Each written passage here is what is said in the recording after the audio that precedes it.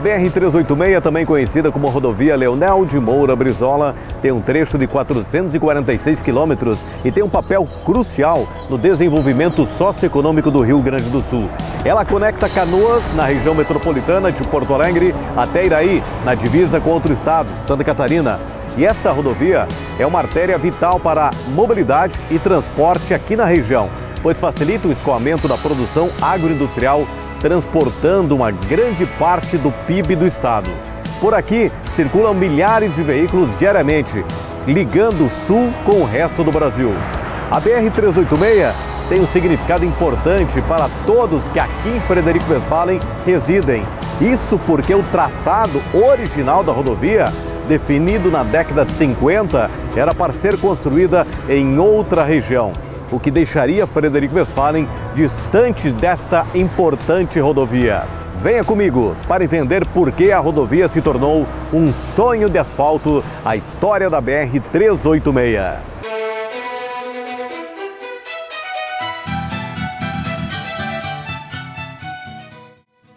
O ex-presidente Washington Luiz teve um papel fundamental no desenvolvimento do rodoviarismo no Brasil.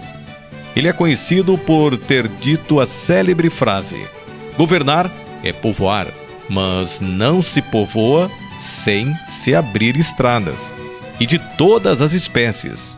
Governar é, pois, fazer estradas.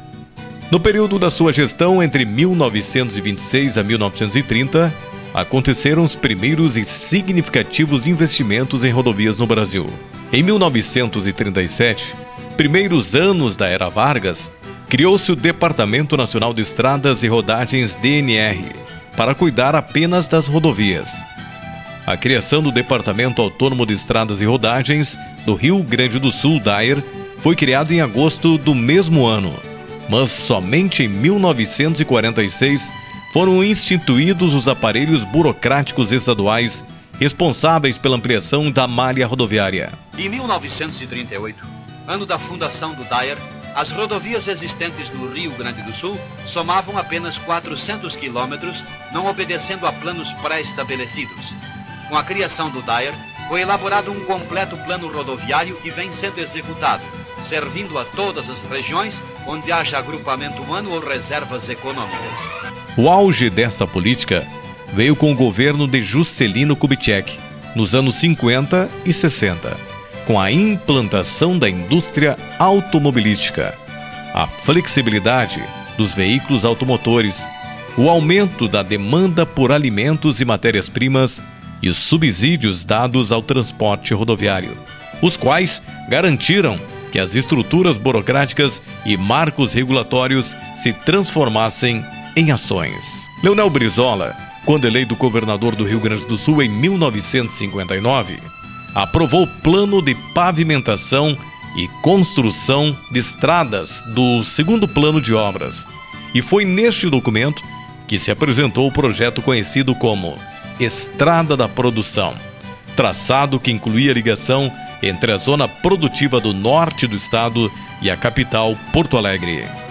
Os 254 quilômetros entre Canoas e Sarandi foram executados entre 1956 e 1969 pela empresa EMEC e se tornou em um acontecimento capaz de transformar o mundo dos moradores das regiões por onde passou.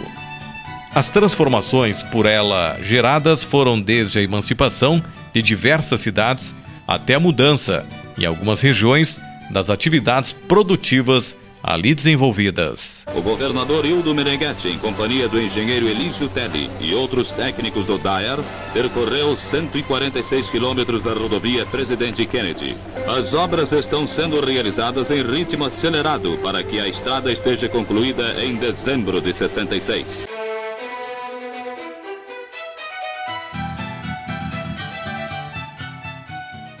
Diante da transformação gerada pela construção da estrada da produção, na época, lideranças de Frederico Westphalen região se mobilizaram em 1965. Isso porque o projeto previa a continuação da rodovia a partir de Sarandi, passando por Rondinha, Onda Alta, até Iraí, na divisa com Santa Catarina, Consequentemente, Frederico Westphalen e outros municípios da região ficariam fora do traçado original. Um dos responsáveis pela movimentação foi o empresário Nelson Pigato, na época concessionário da fábrica Mercedes-Benz e presidente do Lions Clube. Pigato iniciou a campanha em virtude de uma catástrofe causada por uma enchente em 1965, que arrastou pontes, barcas e também a ponte em construção sobre o Rio Uruguai, na divisa entre o Rio Grande do Sul e Santa Catarina, isolando completamente o estado do resto do Brasil. Em 1960, começaram a divulgar a possibilidade de sair um asfalto. Aí anunciaram E aí, em 64, com a posse dos militares, no governo dos militares, traçaram a 163 de Santa Rosa, oeste catarinense, em Barra do Guarita, Itapiranga, a 158, Livramento, atravessando o Rio Grande do Sul, aqui Santa Catarina e Paraná, que é a 386, até Sarandi, e Sarandi por Rondinha, e atravessar o Rio Uruguai em direção à Argentina.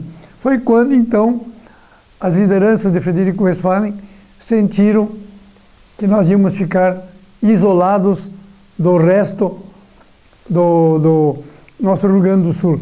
Então, as lideranças nossas e o Nelson Pigato, que era membro do Lions, fundado em 1961, teve a concessão da Mercedes em Frederico Westphalen. Ele foi transformando um primeiro concessionário Mercedes da região. Ele foi a São Paulo buscar o primeiro caminhão e subiu em cima do caminhão e veio embora, um caminhão, rodando o caminhão Mercedes. Só que ele pegou uma chuva de 15 dias e não conseguiu chegar aqui. Teve que ficar em Concórdia foi para Erechim, chegou aqui 20 dias depois. E aí ele resolveu, então, tomar a si o trabalho, foi conversar com os líderes de Santa Catarina, líderes do Paraná, e usando o Tarso Dutra como amigo pessoal dele, e Lauro Leitão, ele foi ver o negócio do asfalto. Foi quando ele começou a movimentar a possibilidade de alterar o traçado, e conseguiu, depois de um duro trabalho, alterar esse traçado. Fizeram umas reuniões com os prefeitos lá em São Miguel do Oeste, um congresso de prefeitos, fizeram outros congressos por aí, todos eles para mostrar a importância de trazer o asfalto para cá. Aí fizeram as estatísticas mostrando a quantidade de veículos que transitavam em Mondaí por Vicente Dutra, né, carregando madeira. Porque na época a madeira era o grande negócio que tinha aqui. Aí então tinha os madeireiros em Carazinho, que tinham serrarias lá no Paraná. E eles traziam 5, 6 cargas de madeira por dia.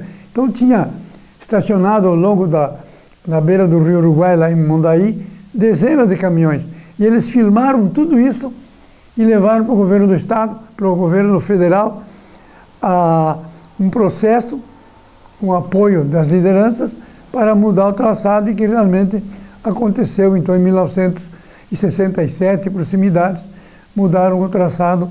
O Nelson Pigato, um empresário, que eu vou dizer para vocês assim, ó, o empresário era uma pessoa bastante exigente, um empresário arrojado, né, empreendedor. Então ele tinha aqui algumas empresas, né? Ele era concessionário da Mercedes, ele tinha uma transportadora, Palmeiras, e tinha um posto de gasolina. Então tudo isso, ele sabia que ia perder muito negócio por aqui. E isso provocou o projeto dele de fazer esse trabalho. E o Nelson Pigato, por ser um homem corajoso, exigente, ele era contestado também. Muita gente contestava a liderança dele. Porque, primeiro, ele não confiava muito nas pessoas. E enquanto ele não viu o resultado da estrada, da mudança do trajeto, ele não se contentou. E, finalmente, ele teve essa notícia. E aí, em 1969, vieram para cá os primeiros políticos confirmando que a estrada de asfalto que ia passar por aqui. Tem outros que contam que o Leonel Brizola traçou, quando ele era governador do estado, a estrada da produção, né, de Porto Alegre a Santa Catarina de avião.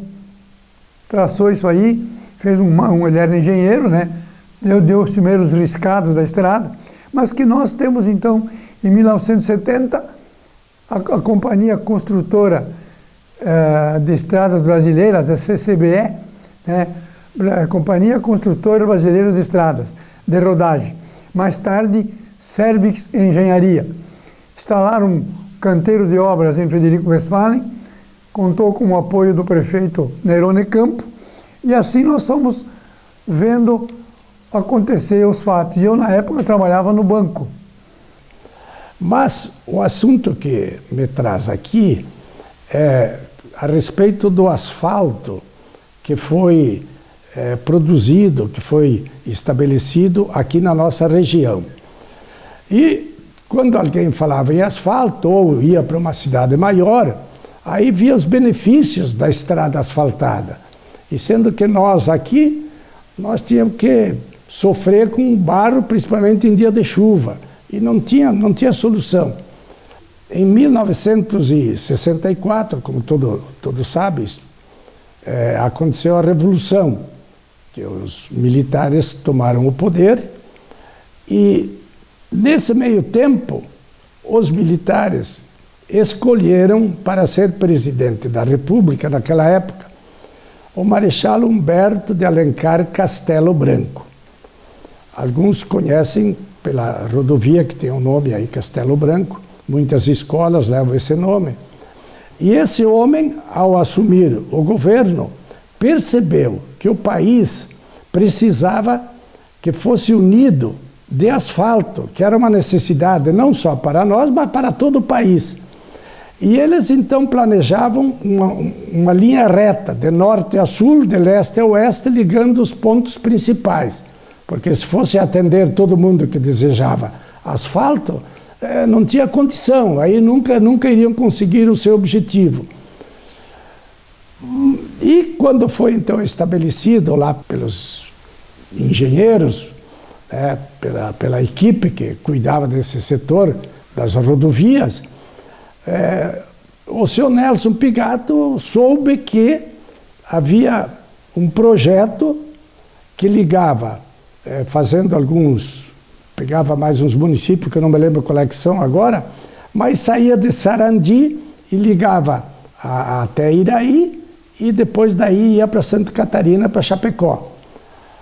E notou-se que não ia esse asfalto beneficiar a nossa região. Ora, nós então teríamos o asfalto praticamente no lado e continuando a amassar barro. Aí o seu Pigato fez uma movimentação e botou no meio a política. Como sempre, afinal de contas, quem executa, a palavra já diz, o poder executivo. É o prefeito, é o governador, é o presidente da República.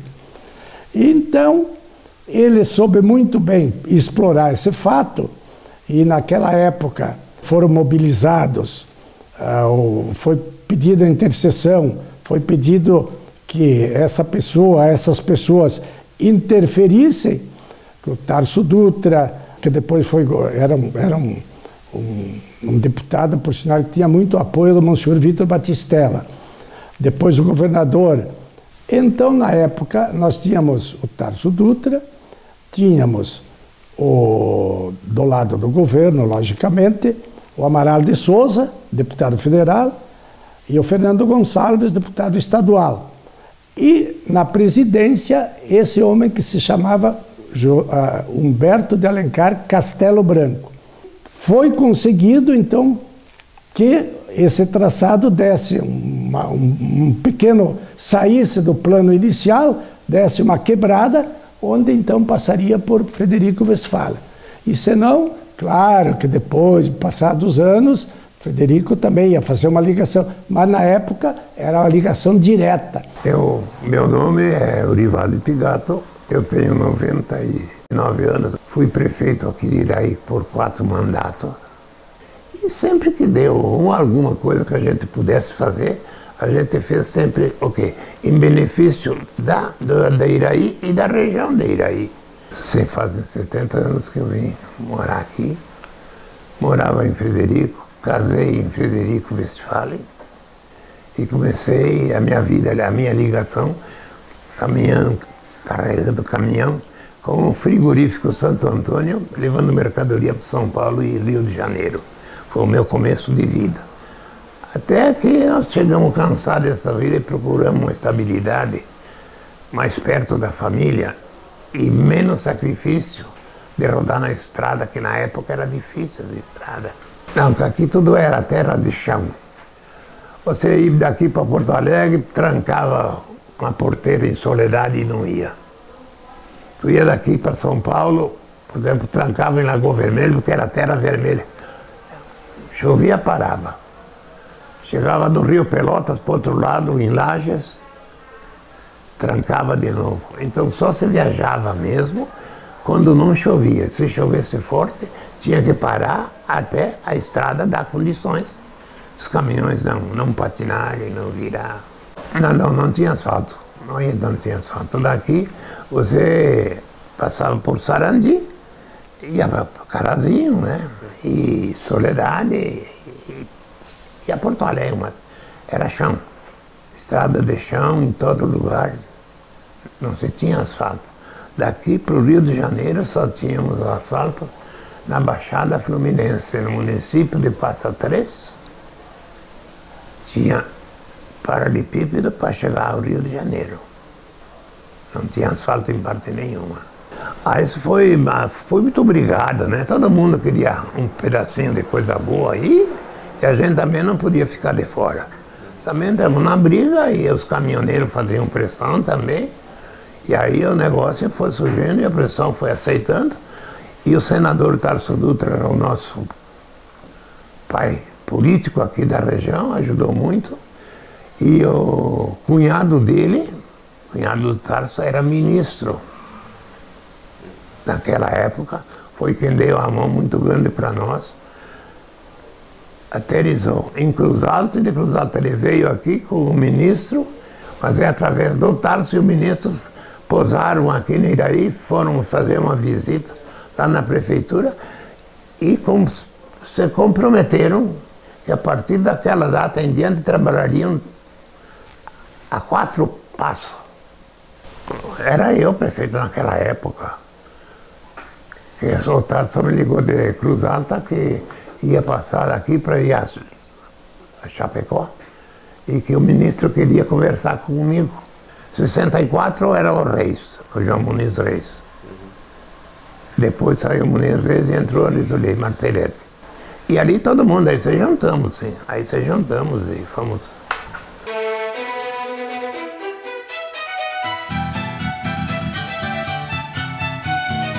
Com o apoio do Lions Clube, Nelson Pigato montou um esquema a ser seguido na campanha que iria pleitear a mudança do traçado da estrada de Sarandi, fazendo ligação com a BR-158 em Palmeira das Missões. O novo traçado seguiria por Seberi, Frederico Westphalen, Caiçara, Vicente Dutra, Mondaí, Santa Catarina, até São Miguel do Oeste, Santa Catarina. Nelson Pigato conduziu várias visitas de trabalho nos municípios do noroeste do Rio Grande do Sul, extremo oeste de Santa Catarina e noroeste do Paraná. Foi organizado então em 17 de abril de 1966 um congresso interestadual de prefeitos em São Miguel do Oeste e reuniu representantes de 14 municípios do Rio Grande do Sul, 11 de Santa Catarina, 11 do Paraná, dentre eles representantes do presidente da República e os governadores dos estados, conseguindo força política para a mudança do traçado.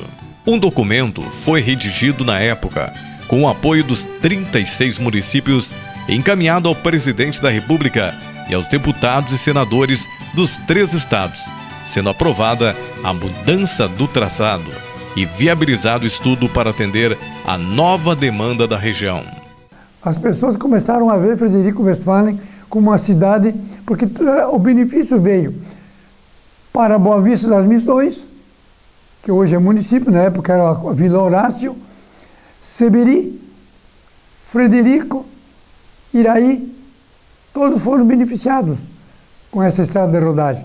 E aí nós podemos sempre lembrar o seguinte, que o Pigato não sentia necessidade de chegar aqui com um chassi de um caminhão, ele mexeu com toda a estrutura de um governo.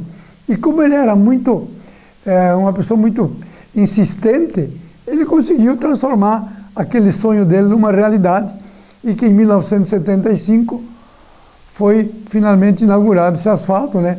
Com muito trabalho. E aí nós vamos ver, por exemplo, aqui em Iraí, no Rio da Várzea, ó, construíram uma estrada, a ponte do Rio da Várzea, a coluna tem mais de 1,80 m de altura. Vejam bem uma foto da época que nos permite ver o tamanho da coluna da ponte do Iraí. Assim como também a ponte do Rio Uruguai, de 1.003 metros, lá de Iraí, ligando os dois estados para a nossa região aqui. Sim, se juntaram todos, mas o meu irmão é que queria ter a boneca na mão e dizer que teria sido ele quem tinha feito toda a festa para trazer a BR-386, mas no sentido de desviar Iraí. Meu irmão queria que a estrada fosse por Caiçara, Vicente Dutra, Mondaí, e fosse em São Miguel do Oeste. Razão por isso eu não sei, mas era meu irmão. Quer dizer, ele defendia o que ele pertencia. E eu defendia o meu município e a região até Frederico. Não, claro, ele viu que não era bom abandonar o primeiro traçado, que seria aqui em Iraí. Que num futuro próximo viria uma estrada de ferro, fazeria um vínculo e casaria com a 386 aqui em Iraí. Aí, mas apazigou, né? Foi sem briga, nós conseguimos nas boas, eu sempre fui. Um pouco de conversar, muito melhor que brigar, sabe? E ele, assim, o meu irmão se convenceu que era certo e apoiou, e juntamos todos e fomos a Brasília e sacramentamos a... Nós tínhamos esse trecho de 130, 140 quilômetros de Sarandi para cá. Nós tivemos 3 empresas que assumiram o asfalto. Não sei se eram 40 quilômetros cada uma, quanto é que era. Que eles tinham. E a nossa companhia aqui, a Companhia Construtora Brasileira de Estradas, CCBE, então pegou esse trecho daqui a Santa Catarina, menos as pontes. As pontes já era outra empresa vencedora da concorrência para construir essa aí. Então foi um trabalho. E o canteiro de obras em Frederico Westphalen deve ter trazido para cá umas 200 famílias que acompanhavam as companhias construtoras para fazer o asfalto. E isso também foi importante. E na época eles trouxeram inúmeros benefícios para Frederico Westphalen. A empresa contribuiu com grandes empreendimentos aqui, contribuiu com as sociedades de Frederico Westphalen, que aproveitaram a presença do maquinário para melhorar suas sedes sociais. Inclusive o Ipiranga foi um desses, eu era presidente na época lá, então a gente aproveitou bastante. E assim nós fomos vendo que a 386 cresceu a olhos vistos. E hoje nós temos aí um asfalto que levou, vejam bem, 40 anos para ser reformado, restaurado, né? Embora ele, com a chuva sempre tenha algum problema muito sério. Mas é isso que nós temos sobre esse grande feito de alterar o traçado da estrada da 386/158, porque nós pegamos em Boa Vista, unimos a 158, Rede de Livramento, com o resto do Brasil, e ali eles uniram para aproveitar, levar até Iraí, e assim nós temos o asfalto hoje que beneficia a nossa região. De modo que hoje a gente usufrui deste benefício, que é o asfalto, né? Mas não se sabe o início que teve um começo muito pedregoso que envolveu o prestígio, envolveu o trabalho de muitas pessoas e principalmente então dos governos que conseguiram, que eu sempre digo, a política tem que ser a arte de servir ao povo. E aí foi usada essa política partidária, diga-se de passagem, para trazer esse benefício exatamente para toda a região e para toda a população. A população assistiu o lançamento, os trabalhos do asfaltamento, principalmente aquelas duas pontes aqui no Rio da Várzea e depois a ponte sobre o Rio Uruguai, né? Hoje, por exemplo, quando eu sei que o asfalto, quando chega aqui em Castelinho, né, as cabeceiras da ponte levaram tempo, anos depois, para se conseguir. E imagine, então, na época, os governos, como sempre, com pouco dinheiro, conseguir fazer esse asfaltamento com todas as suas implicações, né? Que tinha que as pessoas que moravam no traçado tinham que ser indenizadas e depois o Brasil não era assim uma potência, né? Nós sabemos que o Brasil era até 1960 por aí era o 62º no ranking da economia mundial e depois o Brasil passou a ser a 8ª potência econômica, né? Isso se deve muito a um dos pilares, que se pode até dizer que se pode conseguir até construir até um monumento, é o Nelson Pigato, se fosse construído à beira do asfalto, porque ele enxergou isso muito. E também outro ponto que agora há tempo já muitas pessoas vêm falando, nós não podemos deixar o trem de lado. Só para um pequeno dado, na Rússia, 92% do transporte é sobre ferrovias. Nos Estados Unidos, 70%. E no Brasil parece que é 8%, sendo que é um país continental. E imagine então a economia, hoje, se fosse o transporte, tanto de carga como de passageiro, feito por trem, em vez de feito por automóveis e caminhões, né, com gasto de petróleo, com gasto de pneu, com gasto de maquinário e combustível. Nós temos visto que nós tínhamos acertado, em se acertar naquela época, trazer ao menos até Iraí. Agora uma outra briga. A briga tem que ser continuar o asfalto para duplicar a rodovia. E o pessoal, os políticos estão fazendo um movimento. Não é aquele movimento que a gente poderia esperar, não, mas é um movimento que tem valor definitivo para o desenvolvimento, não aqui de Iraí, mas de Frederico, Soledade e Nieto. Esse é o caminho certo da 386 para o desenvolvimento do Mato Grosso até o Porto de Rio Grande. Na minha concepção, a política é uma prova de honestidade. Porque senão tu faz ser uma vez só. Não tem segunda vez. E assim como não tem segunda vez, que eu digo, para mim tem, se tiver algum movimento com a 386, faria o mesmo movimento, ajudaria da mesma maneira, fazer com que seja duplicada a estrada, a 386, até o fim dela.